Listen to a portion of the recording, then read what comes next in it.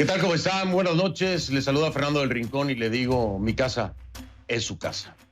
Desde aquí, como puede ver, he estado transmitiendo conclusiones, siendo esta ya la cuarta semana, y las que sean necesarias para continuar esta batalla que todos libramos en contra del coronavirus. Y es que parece no ser suficiente o que no todos hacemos lo suficiente. Le digo esto mientras le muestro imágenes en vivo esta noche de Brickell, en Miami, en donde las cosas empeoran con 21,628 casos en el estado de la Florida. 21,628 casos en el estado de la Florida. Solo hoy martes se registraron 72 muertes. 72 muertes más, elevando el número total de fallecimientos a 571. Y de esos 571 fallecidos, 34 fueron en el condado de Miami-Dade, que se mantiene además como el epicentro de contagios en el estado, con 7,712 casos confirmados. Eso es lo que está ocurriendo en el estado de la Florida. Los números siguen en aumento y no se ve para cuándo se pueda llegar a un pico. Y en otros lugares las cosas están igual.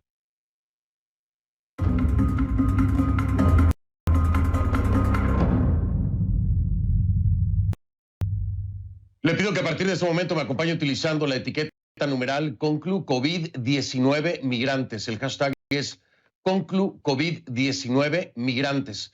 Sus comentarios, por favor, con esta etiqueta Conclu COVID-19 Migrantes a mi cuenta en Twitter, @soyfdelrincón, @soyfdelrincón.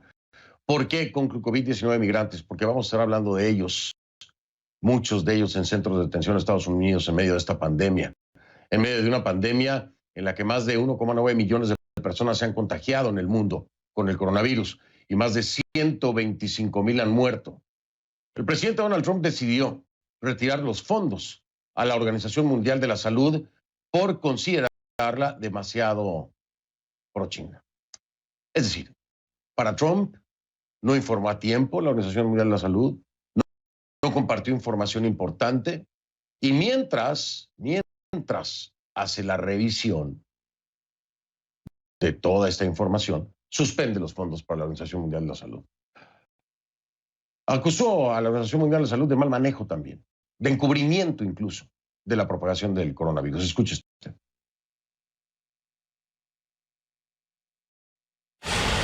Estamos muy preocupados y la generosidad de Estados Unidos se ha utilizado sabiamente. La realidad es que la OMS falló en obtener adecuadamente esa información de forma transparente y total. Los cuestionamientos de si minimizó la crisis o ignoró las advertencias de sus funcionarios, Trump siempre ha culpado a otros.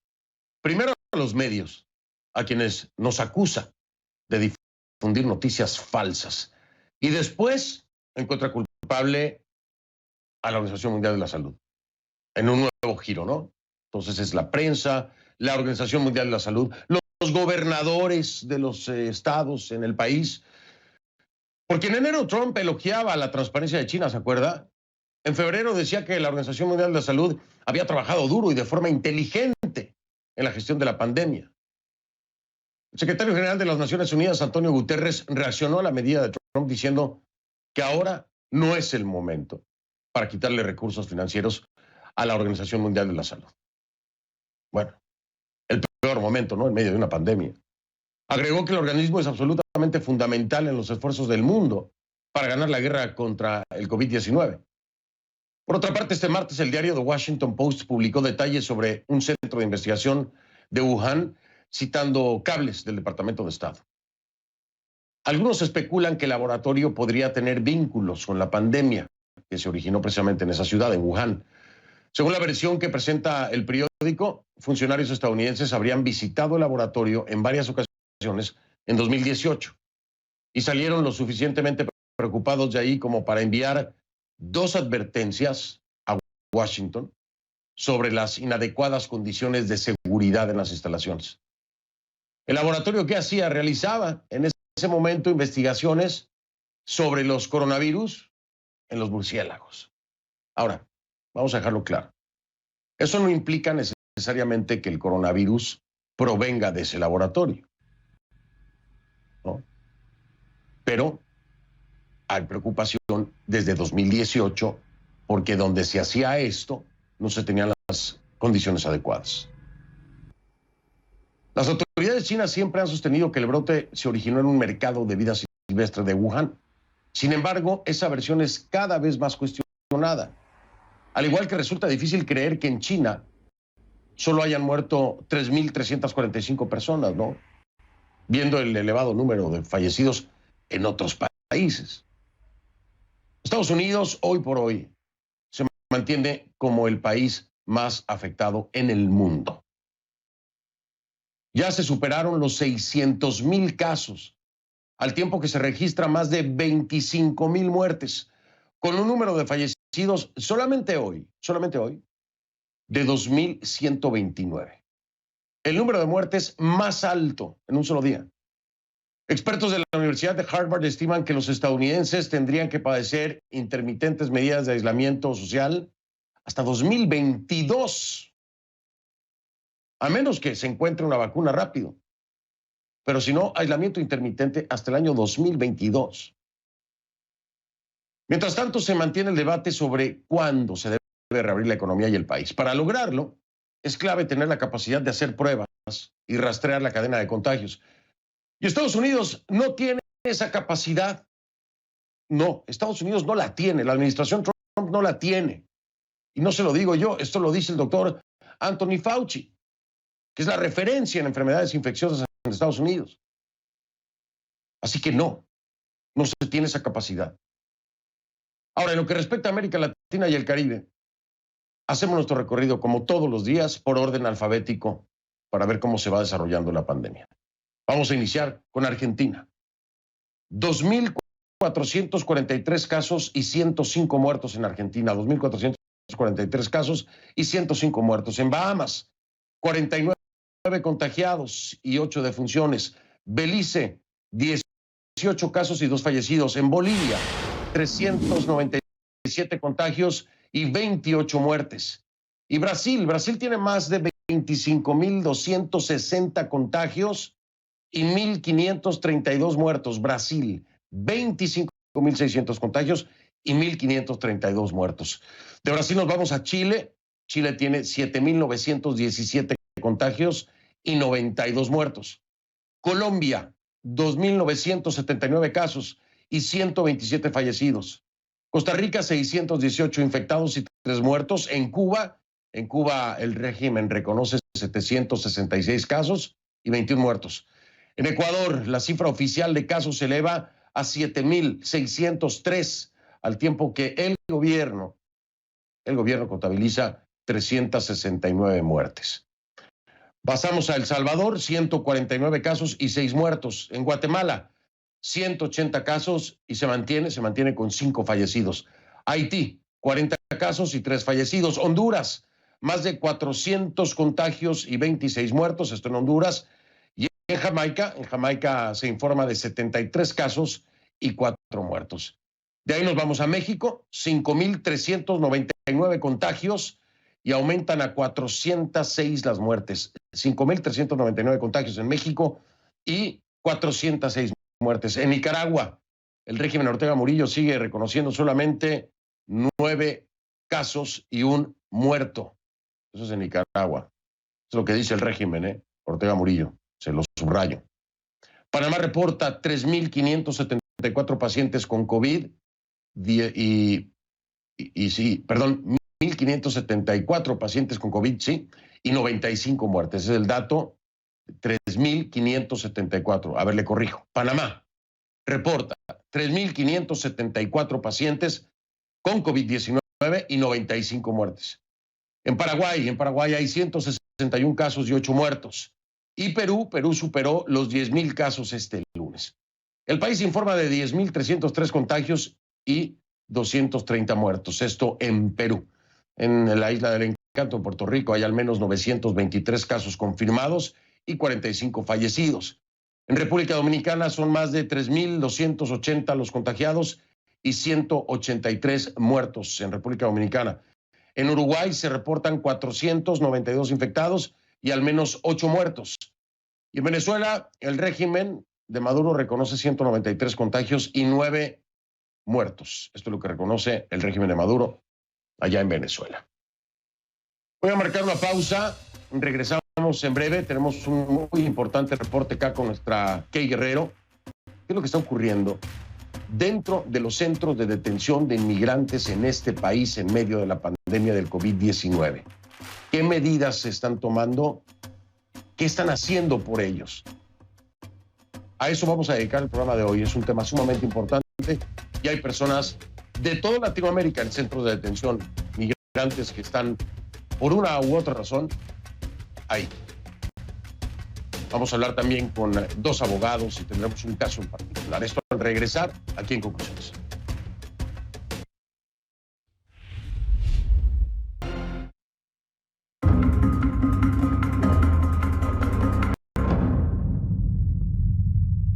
El coronavirus está afectando todos los sectores de la sociedad. Nadie se escapa. Y los migrantes tampoco. Tampoco escapan a esta emergencia. CNN ha recibido más de 30 denuncias de inmigrantes indocumentados, más de 30, en 5 centros de detención aquí en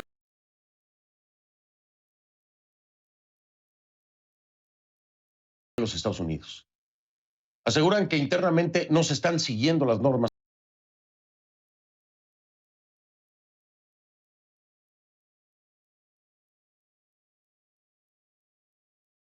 implementadas para combatir y protegerse del virus y que están expuestos a contraer la enfermedad en cualquier momento.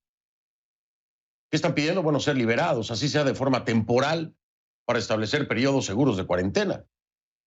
Sin embargo, el Servicio de Control de Inmigración y Aduanas de Estados Unidos, ICE, como se le conoce por sus siglas en inglés, asegura que, aunque evalúan caso por caso, hay sospechosos de delitos graves que no pueden ser considerados. ICE también dice que sigue los protocolos de los Centros para el Control y Prevención de Enfermedades de Estados Unidos, los de la CDC, en los sitios de reclusión, y que hasta la fecha, dice, han liberado a más de 160 personas vulnerables. Algunos abogados que han visitado varios de estos centros dicen a CNN que ellos mismos tienen miedo de ingresar a los centros de detención debido a las condiciones de salubridad existentes. Esta es una investigación especial de nuestra Kay Guerrero en Conclusiones y su reporte. Acabamos con ella.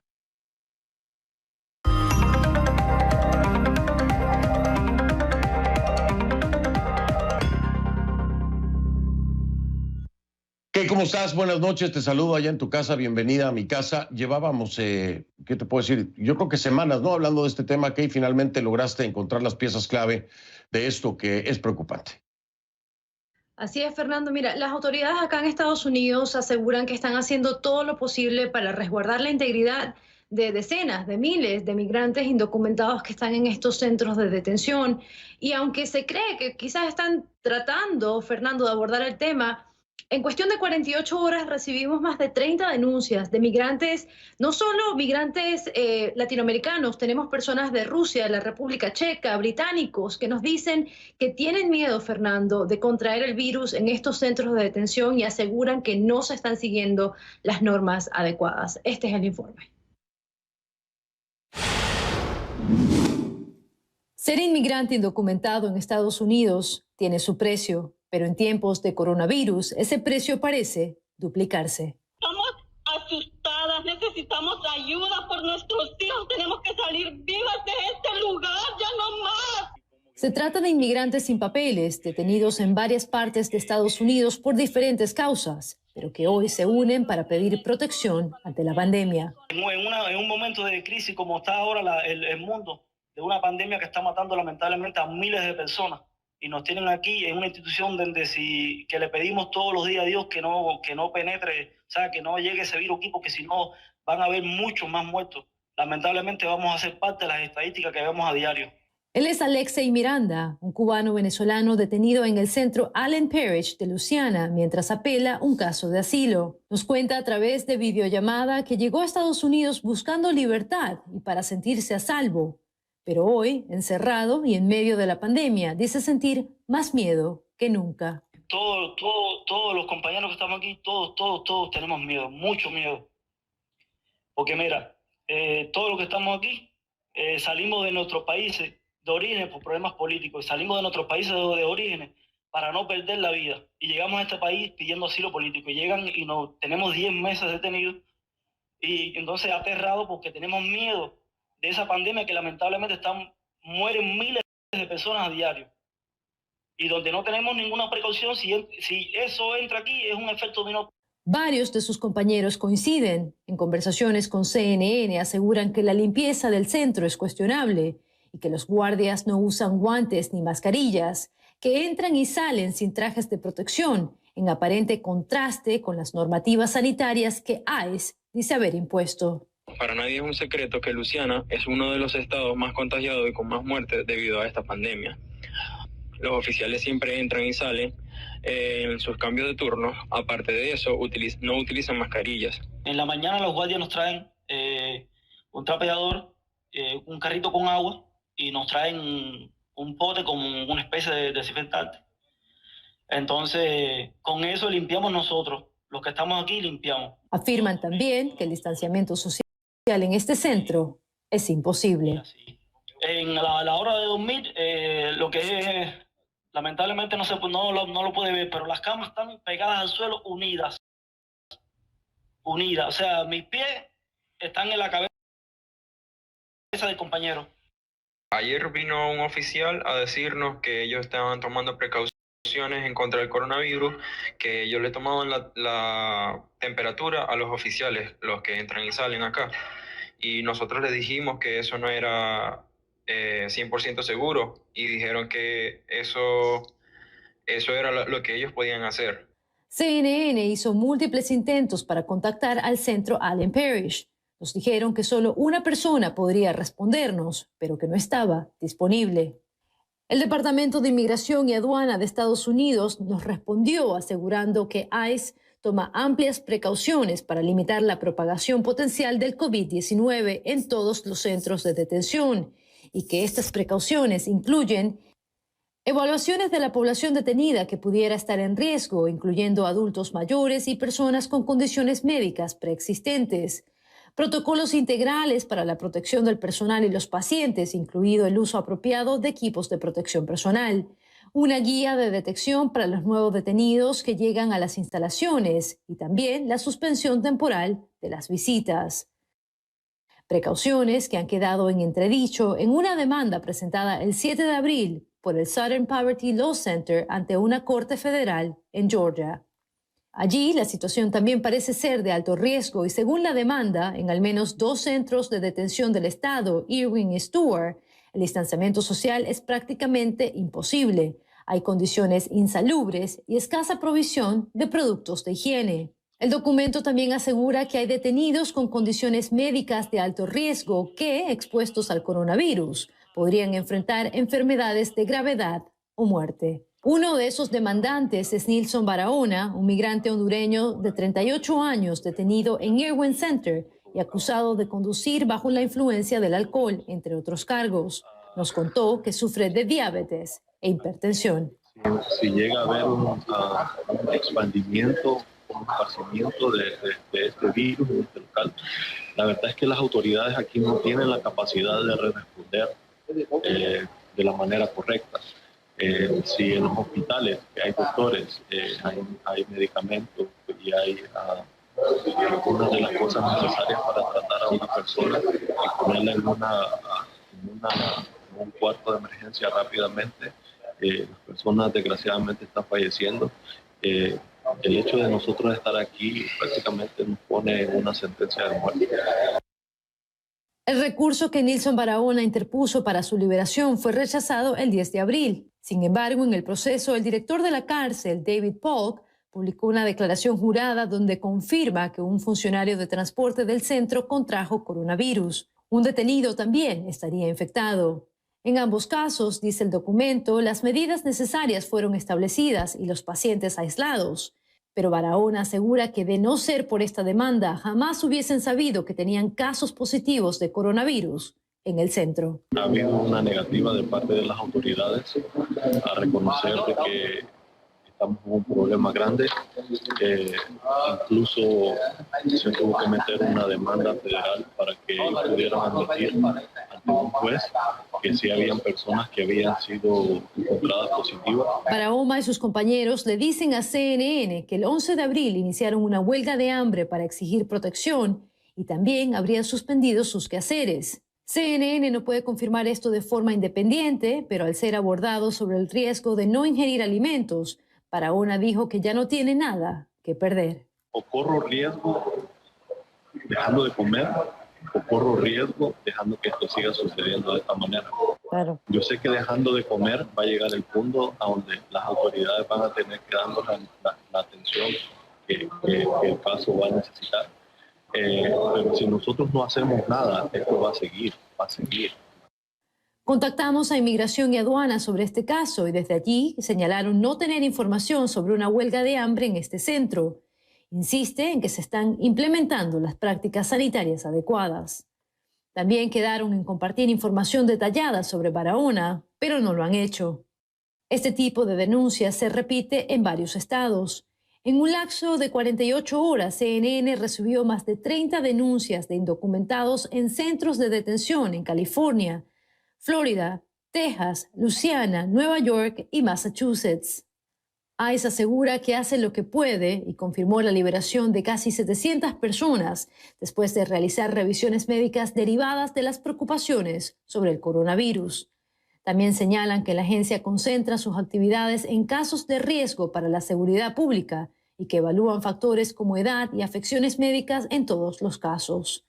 Pero en detención, el miedo persiste. Cada persona tiene una historia, una familia que los extraña y un mensaje: no nos dejen solos. Mi esposa y mi niña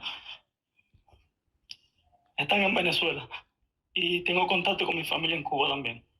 Ahora el 2 de junio cumple 4 años. Hablo con ella que quiere verme y yo le digo, bueno, estoy aquí, pero yo realmente no se le puede decir ni por eso es que estoy ni nada, pero que quiere verme, que me extraña, que me ama, que me cuide. En estos días hablé y mi esposa le dijo, mami, dile a tu papá qué es lo que tiene que hacer. Y ella misma me decía, papá, tienes que usar tapabocas, tienes que lavarte las manos. Imagínate, tienes que usar tapabocas, lavarte las manos. Papá no puede salir porque te enferma. Todas esas cosas. Nosotros nos sentimos aislados. Hasta cierto punto sentimos que la sociedad afuera se ha olvidado de nosotros. Nosotros sabemos, entendemos por lo que está pasando, sabemos de que tienen que cuidarse mucho, pero nosotros queremos que ustedes sepan de que ustedes tienen la oportunidad de hacer algo por ustedes mismos. Nosotros no. No solo eso, sino que también estamos siendo expuestos por personas que han sido negligentes ante esta situación. Aquí hay muchos padres, hay hijos, hay madres, hay hijas.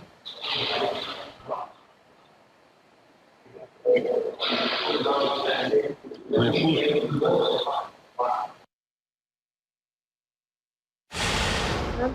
Esa es la situación, ese es el mensaje. Los migrantes que están detenidos dicen no es justo. Hemos hecho llamadas y hemos solicitado también entrevistas con las autoridades migratorias aquí en Estados Unidos, pero nos dicen que por el momento no se van a pronunciar sobre el tema. Lo que sí te quiero comentar es algo que está en su página web en estos momentos, donde confirman, Fernando, que hasta la fecha han habido 77 casos confirmados de personas con coronavirus, personas que están bajo custodia de ICE, y también, Fernando, 19 casos de empleados de ICE que también habrían contraído la enfermedad.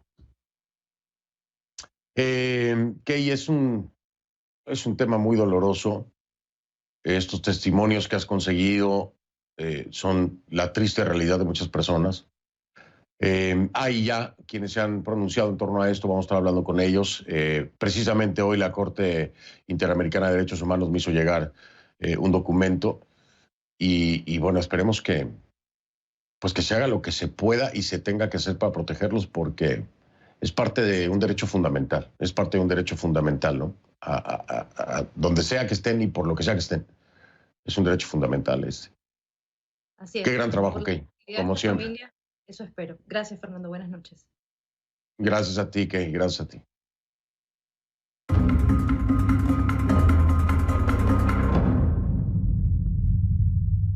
Olvidé decirle que la encuentra en Twitter a nuestra K Guerrero como @KGuerreroCNN, @KGuerreroCNN en Twitter con este reporte K maravilloso. Le comentaba yo aquí precisamente que el día de hoy la Corte Interamericana de Derechos Humanos me hace llegar un documento que trae diferentes puntos, ¿no? Es una declaración titulada COVID-19 y Derechos Humanos. Los problemas y desafíos deben ser abordados con perspectiva de derechos humanos y respetando las obligaciones internacionales. Dentro de todos los puntos que maneja este documento de la Corte Interamericana de Derechos Humanos, viene que es directo al grano con lo que le estamos presentando el día de hoy. Dicen, dado el alto impacto que el COVID-19 pueda tener respecto a las personas privadas de libertad en las prisiones y otros centros de detención, y en atención a la posición especial de garante del Estado, se torna necesario reducir los niveles de sobrepoblación. Escúchelo. ¿Se acuerdan? Todas las denuncias que le hemos presentado aquí en conclusiones de sobrepoblación en diferentes centros de detención de migrantes. Bueno, ahí hace un señalamiento muy puntual a la Comisión Interamericana de Derechos Humanos. Se torna necesario reducir los niveles de sobrepoblación y hacinamiento y disponer en forma racional y ordenada medidas alternativas a la privación de la libertad, justo lo que el día de hoy estamos analizando. Para hablar acerca de esto, porque aquí hay derechos fundamentales muy importantes que pudieran estar no siendo respetados, le quiero dar la bienvenida a mi próxima invitada de la Unión Americana para las Libertades Civiles, que es la ACLU en los Estados Unidos. Es la abogada Mónica Langarica, quien me acompaña en vivo desde San Diego. Mónica, bienvenida, buenas noches. Muchas gracias, buenas noches. Buenas noches, Mónica. Testimonios dolorosos, contundentes, realidades que están buscando un espacio para ser escuchadas. Podemos presentarles toda la información aquí, pero queremos entender el contexto de las libertades y los derechos de estas personas que se encuentran en centros de detención de ICE, ya sea por un estatus migratorio o por cualquier otro tipo de delito menor. Y lo que se está haciendo y lo que acabas de escuchar en esta investigación. ¿Qué nos puede decir, Mónica? ¿Qué está pasando desde la perspectiva de ACLU? Sí, muchas gracias. Para empezar y para aclarar, cada persona que está detenida en centros de detención de ICE, como se conoce la Agencia de Migración aquí en los Estados Unidos, está detenida bajo leyes civiles. No están detenidos por haber cometido ningún delito, ni menor ni mayor. Todos están bajo leyes civiles. La custodia es una custodia civil, no penal. Y sabemos que bajo estas circunstancias, el hecho de que ICE, la Agencia de Migración, siga deteniendo a las personas en centros de detención civiles de migración durante una pandemia global, crea una crisis humanitaria y también viola los derechos constitucionales de los detenidos.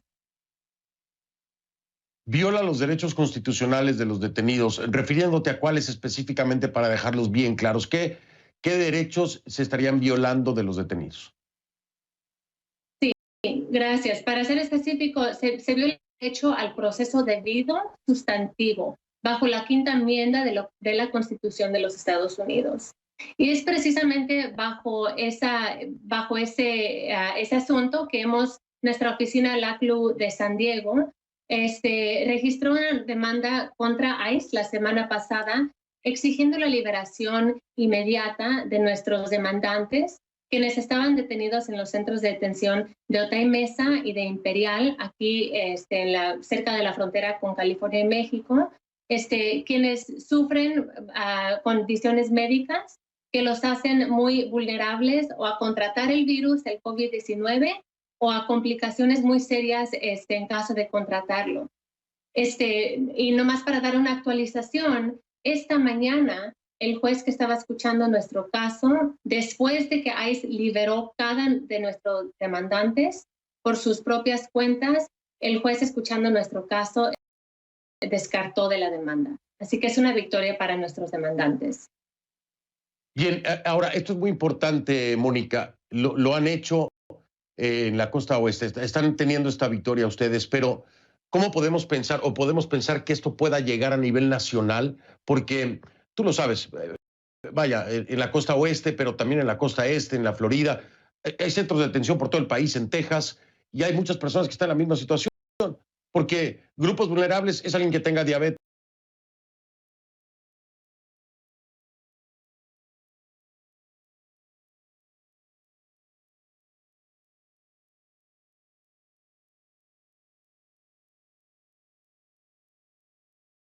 es alguien que sea hipertenso, es alguien que tenga asma. Es decir, hay muchas personas que pueden incluso perder la vida. Ustedes han tenido este logro, pero ¿esto lo pueden llevar a nivel nacional, Mónica? Sí, una muy buena pregunta. Y para aclarar, aparte de las vulnerabilidades de nuestros demandantes y de mucha gente que está detenida bajo la custodia de ICE, sabemos que las condiciones dentro de estos centros de detención son terribles. Y en específico son condiciones bajo las cuales mucha gente está amontonada en espacios muy pequeños. La gente duerme en espacios pequeños donde están cerca los demás. Comparten cosas como regaderas para bañarse, espacios donde comen. No tienen recursos higiénicos como el suficiente jabón que se requiere en una situación como esta, acceso regular a las máscaras, los guantes, cosas así. Y pues sí, a nivel nacional se están entablando demandas similares en muchas partes del país y varias organizaciones, incluyendo el ACLU, están exigiendo la liberación de personas de diferentes centros de detención. Y pues por nuestra parte seguimos monitoreando la situación y asesorando cuáles opciones tenemos para seguir adelante y seguir exigiendo la liberación de más personas. Mónica Langarica es abogada del ACLU, me acompañó en vivo desde San Diego, que es la Unión Americana para las Libertades Civiles en español, ACLU por sus siglas en inglés. Mónica, ojalá tengamos noticias como la que nos acabas de dar y no tengamos que reportar la primera muerte de un detenido por ICE, la primera muerte por coronavirus. Ojalá no tengamos que llegar ahí y que se tomen las medidas necesarias. Mil gracias, Mónica, por tu tiempo. Saludos hasta San Diego. Gracias a ustedes. Buenas noches.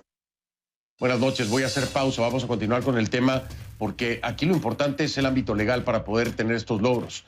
Vamos a hablar con abogados para que nos cuenten cómo pretenden demostrar o cómo están demostrando a las autoridades el riesgo de estos migrantes indocumentados detenidos en el tiempo de coronavirus. Volvemos con casos particulares y puntuales para que usted lo entienda.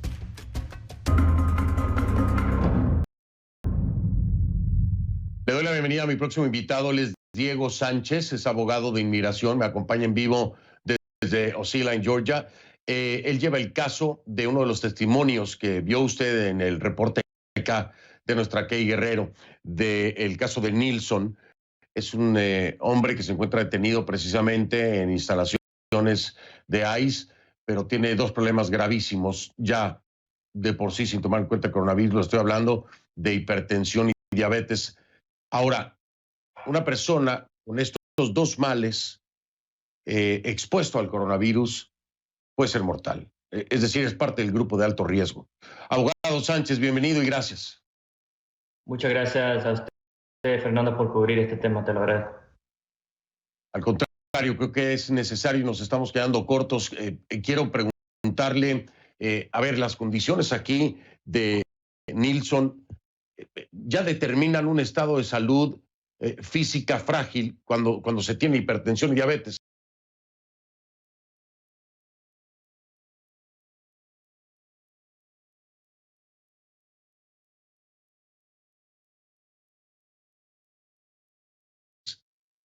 Esto expuesto al coronavirus es un riesgo altísimo.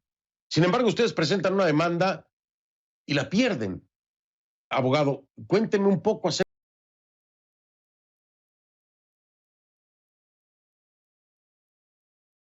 de esto. ¿Qué fue lo que pasó? ¿Cómo fue que pierden esta demanda? ¿Cuáles son los argumentos por parte, me imagino que del Estado? Correcto.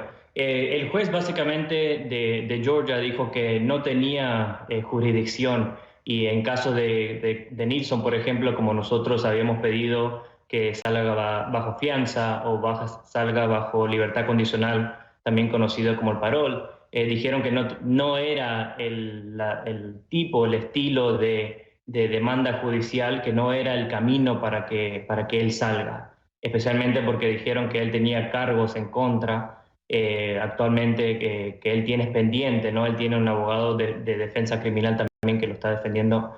Y no sé si mencionaron, pero Nilson tiene un papá ciudadano, mamá residente, casado con una ciudadana americana hace 6 años, un hijo de 6 años también. Hermanas Ciudadanas tiene una petición pendiente que la esposa de él había presentado al principio del año y asimismo la jueza le negó la fianza, aunque sí me dijo que si nosotros podíamos arreglar los cargos que tenía pendiente, que nosotros creemos que lo podemos arreglar, ella le dejaba salir. La cosa es que eso fue hace unos meses. Ahora tenemos una situación nueva donde hay gente que desafortunadamente se está muriendo en estos centros de detención, donde las condiciones son deplorables, los servicios médicos son inadecuados, y ICE sabe que hay personas como Nilson que tienen diabetes, tienen asma, que se están enfermando ahí adentro. Especialmente, imagínense la gente cuando están limpiando con Lysol, Clorox. La gente con asma no puede respirar. Tengo demasiados clientes con asma que constantemente se están quejando que ICE no le está dando los tratamientos adecuados ahí adentro. Entonces, por eso pedimos a Inmigración que debe comenzar a liberar a todas estas personas de inmediato, especialmente a la gente que son vulnerables, ¿no?, al virus. Claro, están expuestos, son del grupo de alto riesgo. Abogado Sánchez, me queda muy poco tiempo, me tengo que ir, pero quiero preguntarle algo. ¿Están buscando de alguna forma revertir esta decisión? ¿Continúan en la lucha o esto es caso cerrado, el caso de Nilson? No, esto recién comienza, Fernando. Mañana tenemos otros casos muy parecidos en la detención de Foxton. Hay una audiencia donde los cargos en contra son los muy parecidos. Sabemos que hay mucha gente más contagiada con el virus y ahí se rehúsa a reconocerlo públicamente. Un claro ejemplo es esta demanda judicial. Antes de esta demanda judicial, el centro de detención de Irwin no estaba reportando los casos de la gente que tenía positivo. Lo mismo con el caso del centro de Stewart.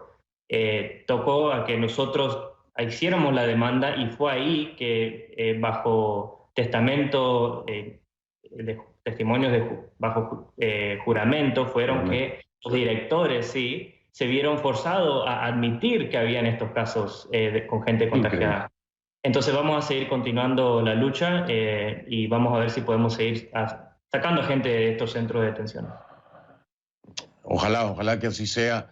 Qué pena tener que llegar a eso, ¿no? Que cuando obligadamente, porque están bajo juramento, entonces sí empiezan a reportar los casos de personas positivas de coronavirus en centros de detención. Qué vergüenza. Bueno, abogado Sánchez, estamos muy al pendiente. Por supuesto, nosotros vamos a darle seguimiento a esta historia y a los casos particulares que ya conocemos gracias a su trabajo. Muy amable, abogado Sánchez. Gracias. Buenas noches. Buenas noches. Será Diego Sánchez, es abogado de inmigración en vivo desde Ocilla, en Georgia. Voy a hacer una pausa. Regresamos para estar con nuestra Gabriela Frías porque el prestigioso Financial Times pues advierte de los riesgos de la presidencia de AMLO y su 4T en tiempos de coronavirus. Le dieron duro, pero yo creo que le dieron con razón. No sé, lo hablamos con Gabriela Frías al regresar. Bien, pues vamos ahora con nuestra Gabriela Frías porque el Financial Times le pega durísimo a Andrés Manuel López Obrador y su 4T, ¿no? Pero mire, mejor no le cuento yo. Le doy la bienvenida a nuestra Gaby Frías de Portafolio Global, allá en su casa. Bienvenida a mi casa. ¿Cómo está mi Gaby? Mi querido Fernando, good evening. ¿Cómo están ustedes? Bueno, hay que entrar a hablar de ese tema, pero también confirmar lo que te dije aquí hace casi una semana, que efectivamente juntos, nuestra audiencia, ustedes, todos juntos nos vamos a vivir un 2020 que va a marcar la peor recesión económica global en 90 años, es decir, desde la Gran Depresión. 3% de contracción estima el Fondo Monetario Internacional, fue el dato que marcó la jornada económica el día de hoy, con una recuperación de 5,8%. En los números esto, bueno, se ve impresionante, pero vamos a caer primero y luego vamos a levantarnos. Sí y solo sí las restricciones se empiezan a levantar, sí y solo sí hay un plan para que regresemos, con qué gradualidad, etcétera, Fernando. Así que esa recuperación está envuelta en una gran incertidumbre. Y en esta crisis que es inédita, y te cuento por qué es inédita, normalmente los gobiernos pues inyectan dinero para que todos salgamos a consumir, a comprar, para estimular. Ahora el dinero es para mantenernos a flote. Vamos a escuchar lo que dijo la economista jefe del FMI, Gita Gopinath, respecto de estos escenarios futuros de recuperación. Nada está garantizado. Given the extreme uncertainty around the duration and intensity of the health crises, we also explore alternative, more adverse scenarios. The pandemic may not recede in the second half of this year, leading to longer containment periods, worsening financial conditions, and further breakdowns in global supply chains. In such cases, global GDP will fall even further by an additional 3% in 2020.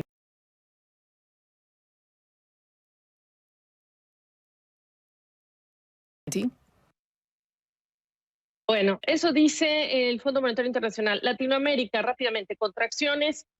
México 6,6%, Argentina 5,7%, Brasil 5,3%, Ecuador 6,3%. Me quedo con México porque el editorial del Financial Times es brutal. Dice: la tragedia presidencial de México, es como lo titula la junta editorial del Financial Times, y una de las líneas señala, Fernando: la terrible catástrofe humanitaria de Venezuela es una clara advertencia de lo que otros 4 años y medio de López Obrador podrían hacerle a México. En esa dimensión es como está categorizando el Financial Times la situación. Y además dice otra cosa: está proponiendo que los políticos, los partidos, los gobernadores, los líderes empresariales hagan un plan B para salir de la crisis, para paliar, mitigar los efectos de la crisis, incluso interponer desafíos legales a algunas de las políticas de Andrés Manuel López Obrador, porque dice el tiempo se agota y por lo que no ha hecho el presidente, la crisis va a ser una de las más profundas y más severas que van a registrar los países en el mundo. La medicina está incompleta y el Financial Times dice: el tiempo se agota, Fernando. Miramos el reloj, comparémonos y entendamos qué es lo que está diciendo este editorial. Durísimo, sobre todo la comparación catastrófica con Venezuela. Pero, Gabriela, esto lo hablamos mucho tiempo antes. Lo hablamos durante la elección, la carrera electoral. Lo hablamos, lo dijimos, lo alertamos. Ahora es el Financial Times, pero bueno, en condición de presidente AMLO. Gaby, te mando abrazo. ¿Te veo mañana? Sí, claro. Ya estás. Que pase buena noche entonces. Igualmente. Soy Fernando del Rincón. Desde casa le digo buenas noches. Lo veo mañana. Lo dejo con imágenes de Miami en vivo. Adiós.